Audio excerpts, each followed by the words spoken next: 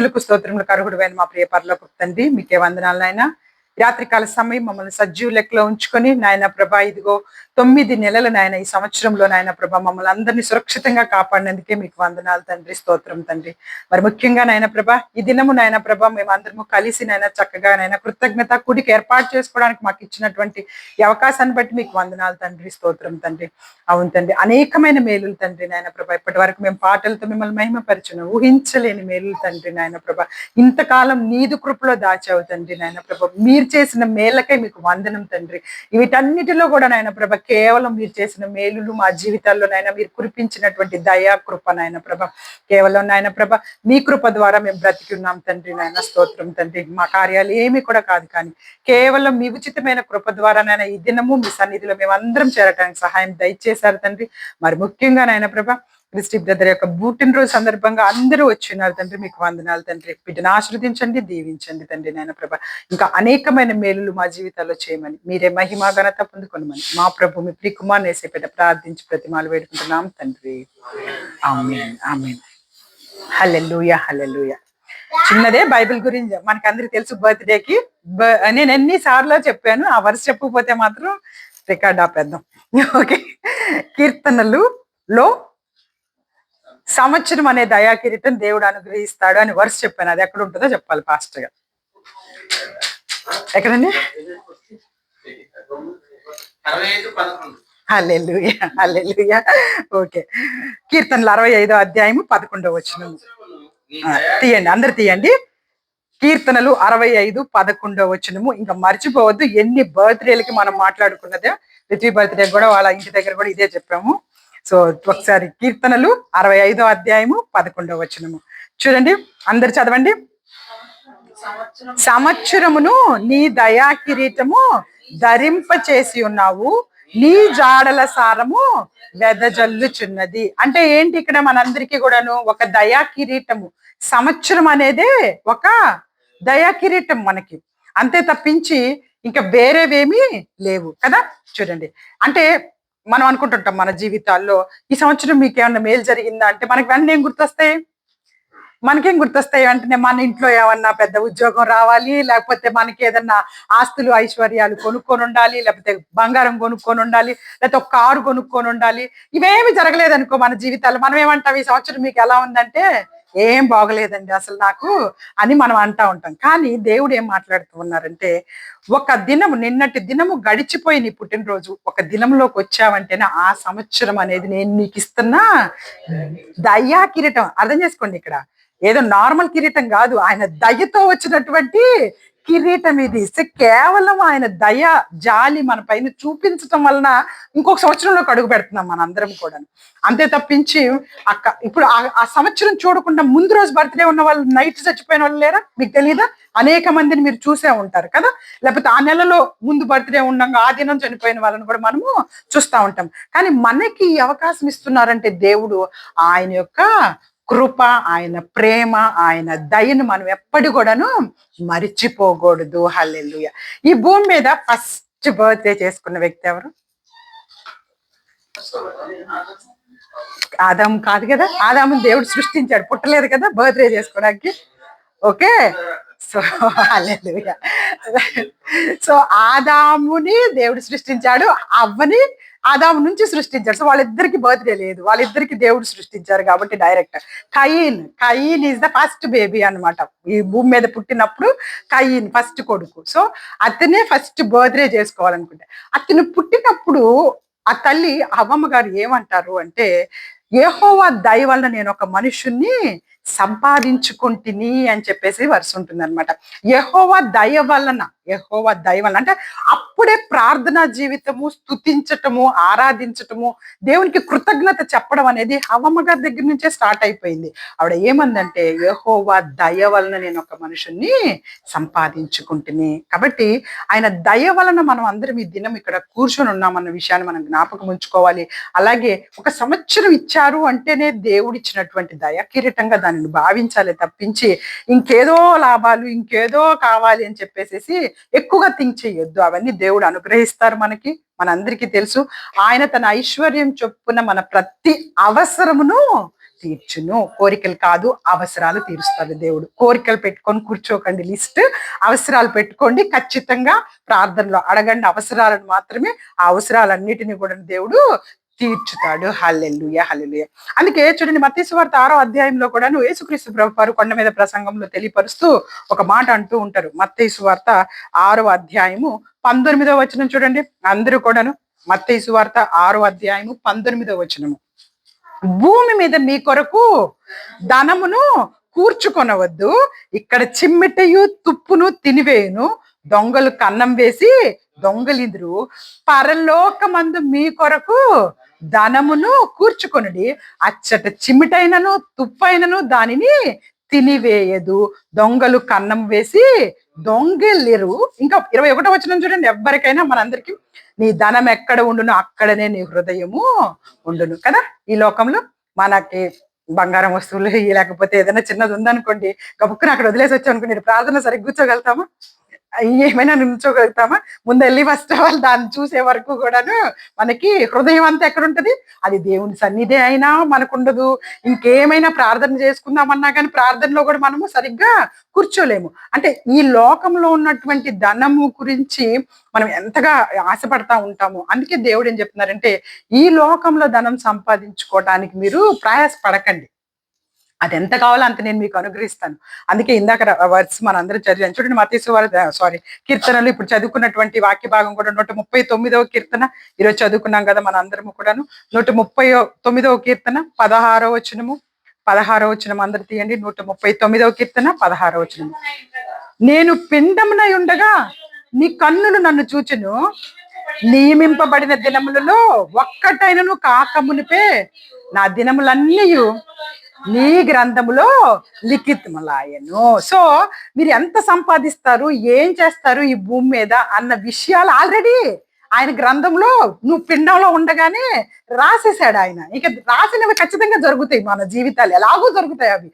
అవి నువ్వు ఎంత చేస్తావో అంత పనికి ఖచ్చితంగా దేవుడు రాసిన ప్రకారం జరిగేస్తాయి. ఆ విషయాలన్నీ కూడా ఒకదాని ఒకటి. అలాంటప్పుడు నువ్వు ఇంకా దేనికోసం ఆశపడుతున్నావు? నువ్వు ఎలాగో ఆ పనులన్నీ జరగడానికే దేవుడు నీ గురించి రాసి ఉంచేశాడు ఆ గ్రంథంలో. అవన్నీ జరుగుతాయి మన జీవితాల్లో. అలాంటప్పుడు నువ్వు ధనమును సమకూర్చుకోవడానికి ఈ లోకంలో ఎక్కువగా ప్రయాస పడొద్దు. ఇదిగో అవి దొంగలు కన్నం వేసి దొంగిలిస్తారు, కానీ పరలోకమందు మీ ధనమును కూర్చుకోనండి. హల్లెలూయా, హల్లెలూయా. ఎందుకు పరలోకమందు ధనం సమకూర్చుకోవాలి? ఏమొస్తుంది పరలోకానికి వెళ్తే మనందరికీ? నిత్య జీవం. హల్లెలూయా, థ్యాంక్ యూ. సో నిత్య జీవాన్ని మా దేవుడు అనుగ్రహిస్తారు. నిత్య జీవం. ఈ భూమి మీద ఎంతకాలం బ్రతుకుతాము చూడండి. ఒకసారి 90వ అధ్యాయము, అది కూడా మనందరం గబ్బా గబ్బా చెప్పగలిగి ఉండాలి. అసలు మీరంతా కూడాను ఎంత సార్ 90వ అధ్యాయం తీయండి. కీర్తనలు 90వ అధ్యాయము. కీర్తనలు 90వ అధ్యాయము ఒక్కసారి 18వ వచనం. 18వ వచనం చదవండి.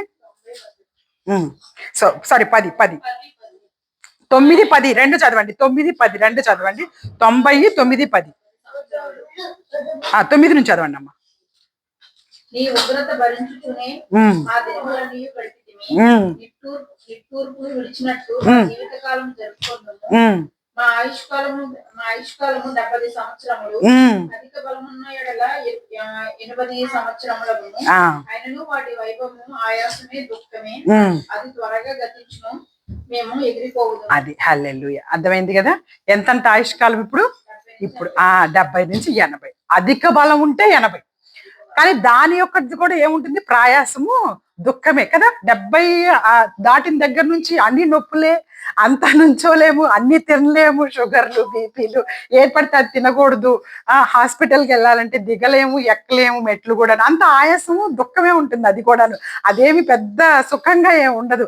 చాలా కాలం బతికేద్దాం అనుకున్నా ఆ 5 years అన్ని ఎలా ఉంటాయి అంటే 80s దాటిన తర్వాత ప్రతిదీ కూడాను ఆయాసము దుఃఖమే. నువ్వు ఏది అడిగితే అది గబుక్కుని తెచ్చిచ్చే వాళ్ళు ఎవరు ఉండరు. ఎందుకంటే నీ మాటకు అంత అప్పుడు అధికారం ప్రకారం ఏమీ ఉండదు. అప్పటికి నీ చిల్డ్రన్ అంతా పెద్దోళ్ళు అయిపోతారు, వాళ్ళ జనరేషన్ అంతా డిఫరెంట్ గా ఉంటది. సో మనల్ని చూస్తే వాళ్ళకి అంతగా ఏమీ చూసుకోవాలని అనిపించదు. అప్పుడు మనం ఏం చేస్తుంటాం, ఇక్కడ చూస్తుంటారు కదా మీరు అందరూ కూడా, అరబీ వాళ్ళ ఇళ్ళల్లో పెద్దోళ్ళని చూసుకోవడానికి బయట ఒక గది కట్టిస్తారు, వాళ్ళని పెట్టేస్తారు, వాళ్ళని ఎవరో ఒకరు చూసుకుంటా ఉండాలి. ఆయాసము దుఃఖమే, నీకు ఇంకా అంతకంటే పెద్దగా ఏమి ఈ లోకంలో ఉండదు. సో 70 సంవత్సరాల జీవితం కోసం ఇక్కడ ఏదేదో సంపాదించేసేసి ఏదేదో చేసేసేయాలని అంత ఎక్కువగా మీరు ఆలోచన చేయకండి అని చెప్పేసి దేవుడు మాట్లాడుతున్నారు. పరలోకమందు ధనం సమకూర్చుకోవడానికి ప్రయాసపడండి. పరలోకమందు మీకు ఎందుకంటే అది నిత్య జీవము, ఈ నిత్యము బ్రతికేటటువంటి జీవితం. అది ఆ జీవితం కొరకు మనం ప్రయాసపడాలి తప్పించి 70 ఏళ్ల కోసం, ఆల్రెడీ 40 అయిపోయి ఉంటాయి ఆల్మోస్ట్. బ్రదర్కి ఎన్ని సంవత్సరాలు వచ్చినాయి గెస్ చేస్తారా ఎవరైనా? ఓకే, ఎనీవే మంచి సంవత్సరాలు ఫినిష్ అయిపోయాయి. సో హల్లెలూయా. సో ఆ దేవుడు ఎంతగానో ఆశీర్వదించారు. కాబట్టి చూడండి, మనకి ఈ లోకంలో పెద్ద సంపాదించుకోవాలని మాకు నిజంగానే ఉండదు మా ఇద్దరికి కూడాను. మా సంగతి తెలిసిన వాళ్ళు మీ అందరికీ కూడా తెలుసు. సో దేవుని యొక్క పనిలో ఉండాలి, ఎప్పుడు చూసినా ఏదో ఒకటి ప్రయాసపడాలి, కష్టమైనా నష్టమైనా సరే దేవుని దగ్గరే ఉండాలి, దేవుని దగ్గరే పడి ఉండాలనేదే ఎప్పుడు కూడా బ్రదర్దైనా నాదైనా సరే ఒకటే ఆలోచన అనమాట. ఎన్ని పొరపాట్లు చేసినా, తప్పులు చేసుకున్నా, ఏం చేసుకున్నా ఆయన సన్నిధిలో నుంచి మాత్రం దూరంగా వెళ్ళిపోకూడదు. ఆయన సన్నిధిలోనే మనం ఎల్లప్పుడూ ఉండాలి. ఆయనే మనల్ని అందరినీ ఆశీర్వదిస్తారు. చూడండి, ఇంకొక వచనం చూసుకుందాం. ఇప్పుడు 70 సంవత్సరాలు కాబట్టి దానికోసం ఎక్కువగా కష్టపడేసేసి అనవసరమైన ఆలోచనలన్నీ పెట్టేసుకొని మనసులు పాటు చేసుకోవద్దని దేవుడు తెలియపరుస్తూ 127వ అధ్యాయం ఇది ఒక్కటి చదువుకొని మనం ఇంకా ముగించేసుకొని చూద్దాం. చూడండి, 127వ కీర్తనలు 127వ కీర్తనలు అనేక సార్లు మనం చదువుకున్నది. 3వ వచనం నుంచి 3వ వచనం చదవండి అమ్మా. కుమారులు యెహోవా అనుగ్రహించు స్వాస్థ్యము, గర్భఫలము ఆయన ఇచ్చు బహుమానమే. యవన కాలమందు పుట్టిన కుమారులు బలవంతుని చేతిలోని బాణములు వంటి వారు, వారితో తన అంబుల పొది నింపుకొనిన వాడు ధన్యుడు. అట్టి వారు సిగ్గుపడక గుమ్మములో తమ విరోధులతో వాదించుదురు. హల్లెలూయా. నేను అనేక సార్లు చెప్పాను, ఇంగ్లీష్ బైబిల్లో అయితే, తెలుగు బైబిల్లో కుమారులు అని ఉంటది కానీ ఇంగ్లీష్ బైబిల్లో చిల్డ్రన్ అనే ఉంటుంది. సో అందరం కుమారులు కుమార్తెలు అందరూ కూడాను యెహోవా అనుగ్రహించు స్వాస్థ్యము. నేను చూడండి, పిల్లలు లేని వాళ్ళకి అర్థమవుతుంది ఆ స్వాస్థ్యం యొక్క విలువ. స్వాస్థ్యం అంటే ఏంటి? మన ఆస్తి. నా స్వాస్థ్యం ఇది అంటాం. మన ఇల్లు చూసి నా పొలము నా స్వాస్థ్యం ఇది, నేను సంపాదించింది ఇది అంటే నా స్వాస్థ్యం అంతా ఇది అని మనం చెప్పుకుంటూ ఉంటాం కదా. సో దేవుడు అనుగ్రహించినటువంటి స్వాస్థ్యమే పిల్లలు. సో మీరు ఇంకా వేరేవన్నీ ఆలోచించకండి. ఆయన ఇచ్చిన దయా కిరీటం అంటే 1 సంవత్సరము ఇంకేదో లేదు లేదు లేదు అని చెప్పేసి ఊరికే మనసులో అనుకోవద్దు. లేదు లేదు అని ఎన్నిసార్లు అనుకుంటే లేదుగానే పోతుంది. సో అలా అనుకోవద్దు. ఓకే, ఉంటుంది ఉన్నాయి అని మాత్రమే ఎప్పుడు మన నమ్మకము ఉండాలన్నమాట. సో యెహోవా అనుగ్రహించే స్వాస్థ్యము పిల్లలైనప్పుడు, మనందరికి చక్కని పిల్లల్ని దేవుడు అనుగ్రహించినప్పుడు అది మనకి ఎంతో స్వాస్థ్యం. ఆ తర్వాత వచ్చిన ఏముంది చెప్పండి? గర్భఫలం ఆయన ఇచ్చు బహుమానము, గిఫ్ట్ అన్నమాట. అది గర్భఫలం అనేది యెహోవా ఇచ్చు బహుమానము. ఇప్పుడు చైతన్య బ్రదర్ వాళ్ళ వైఫ్ వచ్చి గర్భఫలంను ఉన్నారు కాబట్టి అది వాళ్ళకి ఇస్తున్నటువంటి దేవుడు ఒక బహుమానము. మనకి ఇష్టమైన వాళ్ళు ఎవరైనా బహుమానం ఇచ్చారని, అది చిన్నదైనా సరే చాలాసార్లు దాచిపెట్టుకుంటామా లేదా? దాచిపెట్టుకొని మళ్ళీ చూసుకుంటా ఉంటామా లేదా? సో మనకి ఇష్టమైన వాళ్ళు ఇచ్చినటువంటి గిఫ్ట్ మనంత విలువైనప్పుడు, మనల్ని ప్రేమించిస్తున్న దేవుడు ఎంతగా మనం దాచిపెట్టుకోవాలి ఆ బహుమానాన్ని. ఆ బిడ్డలు స్వాస్థ్యం అంట, అదే ఒక ఆస్తి అంట. మీకు ఆ ఆస్తి లేని వాళ్ళకి తెలుస్తుంది. పిల్లల కోసం ఎక్కడెక్కడో తిరిగే వాళ్ళని మీరు చూస్తే మీకు అర్థమవుతుంది. కాబట్టి దేవుడు ఇచ్చినటువంటి ఆ బహుమానం, ఆ స్వాస్థ్యం. మా మాయ గారికి, అత్తమ్మకి బాబీ చాలా చాలా చాలా ఒక్కడే కొడుకు, చాలా అమాయకుడు, చాలా మంచివాడు. అక్కడ నుంచి కూడాను వాళ్ళకి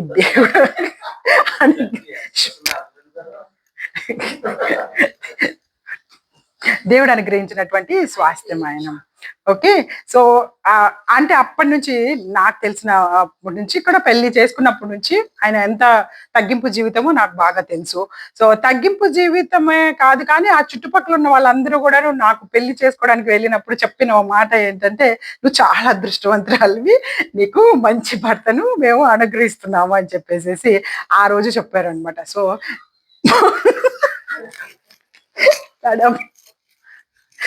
అయ్యో. ఓకే. సో అంటే గర్భఫలం ఆయన ఇచ్చిన బహుమానం అని మా అత్తమ్మ మావయ్య చాలా ఎప్పుడు ఆనందపడిపోతూ ఉంటారనమాట. చివరి వరకు కూడాను వాళ్ళు ఎప్పుడు కూడా కుమారుని గురించి తలంచుకుంటూనే అసలు మేము అమెరికా నుంచి జాబ్ మానేసుకొని రావడానికి కారణం వాళ్ళ తల్లిదండ్రులే. ఎందుకంటే అంత దూరము ఉంటే ఎప్పుడు చూడుకోలేనని చెప్పేసి ఎప్పుడు ఏడుస్తూ ఉండేవాళ్ళు. సో అందుకని ఈ కంట్రీ కొంచెం దగ్గరగా ఉంటుంది. తొందరగా వెళ్లి రావాలనుకుంటే వెళ్లి రావచ్చని అక్కడి నుంచి ఇక్కడికి షిఫ్ట్ చేసుకున్నారనమాట. సో దేవుడు ఆయనను ఎంతగానో ఆశీర్వదించారు, దీవించారు. అలాగే ప్రతి విషయంలో కూడా అందరికీ సహకారిగా ఉండాలని ఆయన కోరుకుంటూ ఉంటారు.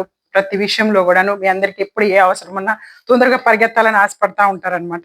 సో అలాగే ఆయనకు దేవుడు ఇంకా మంచి మంచి ఆశీర్వాదాలు ఇవ్వాలని కోరుకుంటూ గర్భఫలం అనేది మనకి దేవుడు ఇచ్చినటువంటి బహుమానంగా మన జీవితాల్లో కూడా చూసుకోవాలి. అలాగే సంవత్సరం అనేటటువంటి దయా కిరీటాన్ని దేవుడు మనకి అనుగ్రహించారు. 3 విషయాలు ఇక్కడ ఏంటంటే మనం నేర్చుకున్నది మన వయసు పెద్ద వయసు కాదు, 70 సంవత్సరాలు ఈ లోకంలో. సో దీనికోసం ఇక్కడ ధనాలు సమకూర్చుకొని కొట్లాటలు పెట్టేసేసుకొని ఫైటింగ్స్ చేసేసుకొని వీటన్నిటిలో నుంచి నమ్మకండి మీరు అందరూ. మా ఏసయ్య నన్ను నవ్వు తెప్పించకండి. సర్లేదు రికార్డు వద్దు, అది అక్కడికి ఎవరికి పంపించొద్దు, వదిలేసేద్దాం ఈ రోజుకి. సో 70 సంవత్సరాల వయసు కాబట్టి ఈ భూమి మీదే మనం కంపల్సరీ కూడాను ధనాన్ని సమకూర్చుకోవడానికి ప్రయత్నాలు ఎక్కువ చేయొద్దు. నిత్య జీవం కొరకు ప్రయత్నాలు చేసుకుందాము. రెండోది కుమారులు యెహోవా అనుగ్రహించే స్వాస్థ్యం కాబట్టి ఆ స్వాస్థ్యాన్ని మనం జాగ్రత్తగా పిల్లల్ని మనం కాపాడుకోవాలి.